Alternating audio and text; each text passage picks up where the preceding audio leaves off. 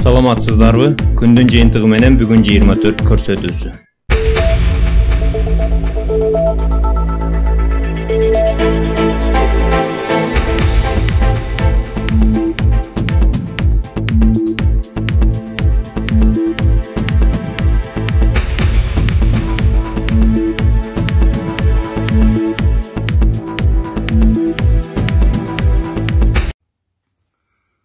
Assalamu alaikum. Урматтуу Нурсултан Абишевич, урматтуу Нурсултан ага, сизге мен бүгүн Казак Республикасынын эл башы катарында эмес, Казак Республикасынын баштакы президенти катарында эмес, бүтүндөй түрк ааламынын аксакалы катарында, Казакстан элдеринин ассамблеясынын төрагасы катарында биз кыргыз казакка орток болгон аксакал, даанышман аксакал катарында кайрылууга мажбур болуп отурам. Бул кайрылууну туура түшүнөт деген терең ишенимдемин.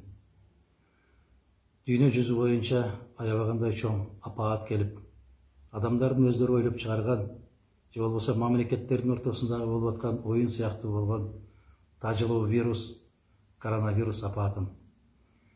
Бул апааттын натыйжасында биздин 100 миңдеген кыргыз боордошторубуз Россияда иштеп жаткан жана башка өлкөлөрдө иштеп жаткан биздин боордошторубуз көптөгөн кыйынчылыктарды тартты. Айрыкча мен баса белгилеп айта турган маселе бул бүгүнкү күндө Россия өлкөсү менен Казакстандын ортосунда, Оренбург областы менен Казакстандын ортосунда Бузулук деген жерде калып калган 483 кыргыз боордошторум жөнүндө сөз болуп атат. Россия тарабынан эч кандай маселе жок. Эгерде биздин боордош казак элибиз, Казак Республикасынын жетекчилиги, тийиштүү мамлекеттик кызматкерлер уруксат берип койсо, биздин кыргыз азаматтарыбыз өз мекенине кайтып келишмек. Тилекке каршы көптөгөн күндөрдөн бери Казакстандын чек арасынан өткөрбөй аткандыгына байланыштуу, алар бүгүнкү ушундай оор заманда ач калып, ток калып, жаандын астында, ызгаардуу шамалдын астында калып, кең талаада жатышат. Үстүндө чатыры жок, астында төшөгү жок. Жээрге тамагы жок, ичээрге суусу жок. Урматтуу Нурсултан Абишевич, мен кыргыз бийлигине кайрылып отуруп, эч кандай жыйынтык чыкпагандан кийин жалгыз сизге кайрылууну туура көрдүм. Дагы бир жолу баса белгилейм, кыргыз казакка тең болгон аксакал катарында, бүтүндөй түрк ааламынын расмий макамына ээ болгон аксакал, түрк дүйнөсүнүн аксакалы катарында кайрылууга мажбур болдум. Сиздин колуңуздан келет. Мушуга ыйык Рамазан айында соопчулук үчүн тийиштүү жетекчиликтерге тапшырма берип койсоңуз, биздин боордошторубузду, кыргыз азаматтарын чек арадан өткөрүп койсо. Башка эч нерсенин кажети жок. Алар өз унааларын өзү таап, өздөрү жетип алат. Алар эч ким менен байланышпайт. Унага түшөт, кербен катарында түп-түз эч ким менен аралашпай, кыргыздын чек арасына чейин келип алышат. Алдынан артынан Казакстандын полицияларын коюп койсоңуз да болот. Эч ким менен байланышпайт алар. Бирдеме жуктурабыз деген эч кандай коркунуч болбойт. Мен сизден каттуу өтүнүп суранам. Ыйык Рамазан айында улуу соопчулук иш кылып койсоңуз, урматтуу Нурсултан Абишевич. Сиздин кабарыңыз жок мындан. Кабарыңыз болсо сөзсүз аталык мээримиңиз менен бул маселени чечмексиз. Андан түк шегим жок. Кыргыз Республикасына көптөгөн кыйынчылыктар башына келгенде, сиз Казакстандын эл башы катарында, Казакстандын туңгуч президенти катарында аябагандай көп жардамдарды берип келгенсиз. Алар биздин эсибизде. Ал үчүн биз сизге дайым терең ыраазычылык билдирип келебиз, билдире беребиз. Сиздин ордуңуз бүтүндөй түрк ааламына белгилүү. Урматтуу Нурсултан Абишевич, дагы бир жолу ыйык Рамазан айынын урматы менен кыргыз казактын бир туугандыгынын кылымдарды карыткан экөөнүн бири бирине болгон жакындыгынын урматы менен жараткан Аллахтын ыраазычылыгы үчүн сизге кайрылууга мажбурмун. Бул маселени токтоосуз түрдө чечип, ошол жерде жаткан 483 кыргыз боордошторубуздун, анын ичинде 70 аял кемпирлер бар экен, 14 аялдын боюнда бар экен, 2 жашардан 1 жашардан жаш ымыркайлар бар экен. Мына ошолордун көз жашын төкпөсөк, каттуу суранам, ишенимдүү түрдө суранам, алардын ыраазычылыгы аркылуу Аллахтын ыраазычылыгына жетиштикти насип эткен болсун. Урматтуу Нурсултан Абишевич, менин кайрылуумду четте калтырбайт деген үмүт менен, сизге терең ыраазычылык билдирүү менен, сизге болгон сый урматымды баса белгилөө менен, иниңиз Адахан Нодумаров.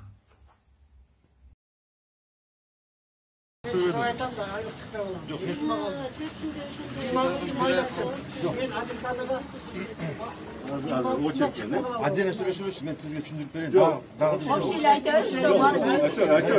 Сиздики эгер сиздин жумушуңузда жанагы сиздин формаңыздын выпискасына макул болсо, ошону берели. Ошо менен эгер сизге айлык беребиз дешсе, ошо беребиз макул. Анткени жанагы паспортту улантуу нерсеси пока чечип чыга элек, ошон үчүн пока уланта албайбыз. А так эметсе Чечип беребиз. Мага келесиз, макулбу? Качан келсе, 2 жума калды да. Мен адил кадрга басышым керек да. 2 жума тиги 26-да күтөм. Биринде келсиз ба? Биринде тетекер. Февралда билет алганда биринде Билет азыр калчы. Биринчи болду. Азыр контролчу биринчи очередь менен. Эми жанагында орукча келиндерди, аялдарды кыйналып аткан кош бойлор жөнөтүп алалык буюрса 2 рейс, 3 рейс менен бүтөт. Андан кийин анан жол ачылат, жолсу ар кандай варианттар каралып атат. Силер туура түшүнгүлөр. Бул маселе бүгүнкү күндө президент уктабай күнүгө сурайт. Эмне болуп атасыңар депчи. Күнүгө сүйлөшөт. Биз дагы сүйлөшүп атабыз. Бардык жагынан тиги жардам бергенге аракет кылып атат. Бирок азыр мындай экен да, ар бир улут өзүнүн кызыкчылыгын карайт, билесиңер. Андан тышкары мына баягы сол элестен 55 адам чыкты. Тиги ооруган, билесиңерби? Анан Кыргыздагы жайылып кетпесин деп коркуп атат. Обсервация кылыш керек, текшериш керек. Муну дагы туура түшүнгүлө. Ар бирөөбүздө туугандар бар, балдар бар, ата-энелер бар. Алар кыйналып калбасын. Ошол себептен мына урматтуу мекендештер, туугандар, ушул жагын эске алсаңар биринчиден. Мына чылкы эле жаш балдар, кыздар экенсиңер, биз бер жөнүндө ойлойбуз и бардык маселени чечкенге аракет кылабыз. Мына эртең 17-сине болгон билеттерди айтып атышат да, кийин бирөөсү айтып атат, ушул бекер болуп өткөн дейт баары беремин аларга. Кийин бирөөсү айтат 20 миңден сатылып атат. Жок. Мына мен сизге айтып коеюн, биз сүйлөшүп атып, биринчиден беременныйлар, билети барлар ошолор кирди, эски билети менен. Таарынбай турсаңар, андан тышкары сиздерге ачыгын айтып коеюн. Мына биздин балдар аэропортторго барып жүрүп, постандарга барып жүрүп, көңүл менен ооруган кыргыздарга тамакташып жүрүп ооруп калышты. Ошол мына бүгүнкү күндө тилекке каршы адамдар жетишпей, биз аябай кыйналып атабыз. 1 миллион кыргызга Россиядагы 25 дипломат бар.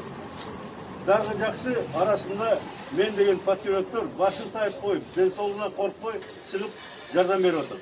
Ошон үчүн бизге урматтуу туугандар, мына бул жерде биздин инилер, карындаштар экенсиңер, биз билебиз. Самолет боюнча айтып коеюн. Мына биринчи Конституцияга келгендер бар да, эң биринчи ушул маселени айтып коеюн. 1 ай мурун биз айтканбыз, жана просроченный паспорттор боюнча, ID карттар боюнча өкмөткө сунуш киргизгенбиз. 31 декабрга чейин буюрса узартып беребиз азыркы документтерди. Бир колдоруңарга ID картка болсо справка беребиз, а тигемеге печать коюп беребиз. Паспорткачы, загранпаспортко.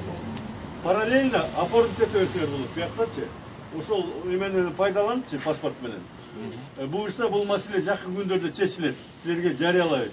Бул биринчи маселе. Экинчи самолет боюнча. Мына самолет боюнча бизди күнөөлөп атпайбы? Тиягы ачык экен буякта. Мунун баарысы натура, калп. эгерде мүмкүнчүлүк болсо кантип эле силерди үйгө жөнөтпөйлүк. Мисалы мен элчи катарында эмне кызыктармын силерди кармаганга. Туурабы? Мына силерде менин бир туугандарым бар, карындаштарым бар. Биз айланайын деп тиги жөнөтпөкпүз да. Мына мен деле силердей убагында грузчик болуп, ачка болуп, кыйналып жүргөн жаш кезимде ушундай убактарды өткөзгөм. Билем силердин кыйынчылыктарын, түшүнөм. Кээ бирлер айтып атат, мондай ар кандай ситуация деп. Биз ачык айтканда менин мына силер бул жерде башыңардан далай кыйынчылыктарды өткөзгөн мына улуурактарыңар турасыңар, жаштар турасыңар айла жок келгенсиңер, туурабы? Бала бакыраны багайык деп, ата энени багайык деп. Мен силерди жүрөгүм менен түшүнөм. Бирок бүгүнкү күндө абал ошондой, мамлекеттин абалы ошондой. Эми мен айтып турбайм көпкө. Биздин улутубузда дагы кыйынчылыктар көп. Ошон үчүн туура түшүнгүлө. Мына 17-синде мен сиздерге айтып коеюн, рейс болот. Мурун 200 орундук эле уччу эмес беле. Мен өзүм киришип атып 400 орундук алдым. Ага да жазылгыла, макулбу? Bizce karanlık Türkiye Girgensiz. Girgen. 17-синде учабы? Она требует билет.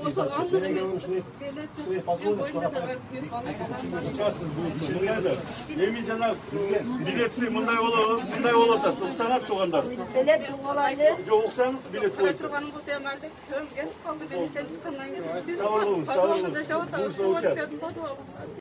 Каналга жазылууну унутпаңыздар. Биринчилерден болуп маалымат алуу үчүн коңгуроочону басыңыз.